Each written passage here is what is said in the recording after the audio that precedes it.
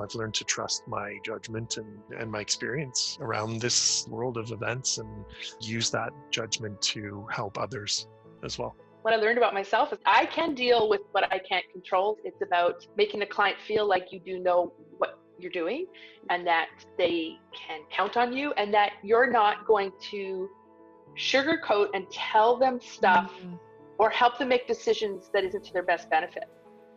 Industry needs to work together to figure out how we play best off of constraints. I don't think that in-person experience is going to go away. It's going to be different. How do we make sure that the different works for all of us?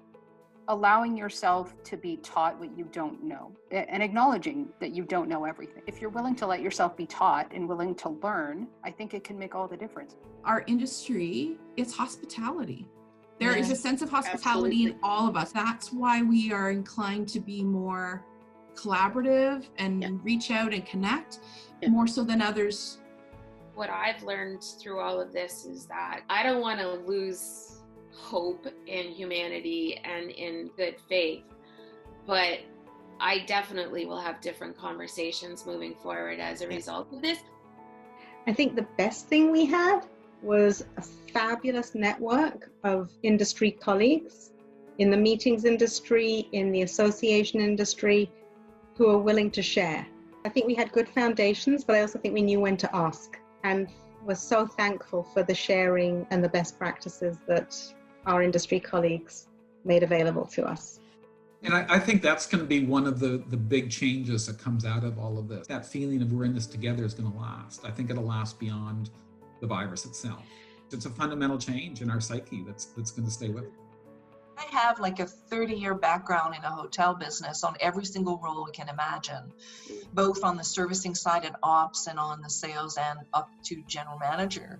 When I started, you learned from listening to your next door buddy. Any good listener is at an advantage. Being able to overhear conversations, difficult conversations sometimes with clients or with colleagues. What's going to happen in the future when we don't have those open offices and tightly knit workspaces? How are we going to have that passage? I don't know how that will evolve, but I do hope that we still have that opportunity to overhear a conversation.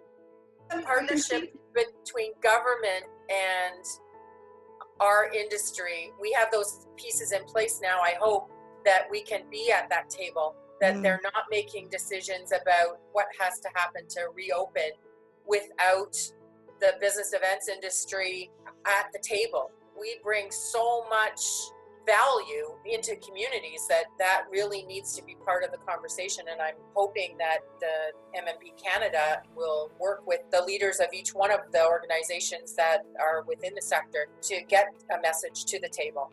It's the small business, and it's tourism, and it's hospitality. It's all of those things linked together.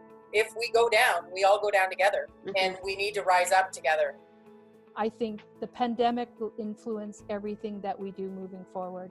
The world is not going to be the same. Events are not going to be the same. We have to be creative. We have to be innovative. We have to look at other ways to deliver content and create touch points for the members of our associations. If it's not going to happen in the traditional way, then we better figure it out now. I suspect there's going to be a lot of books written and lots of articles written and podcasts and all that stuff that come out of this. And we're all going to be much more effective event planners as a result.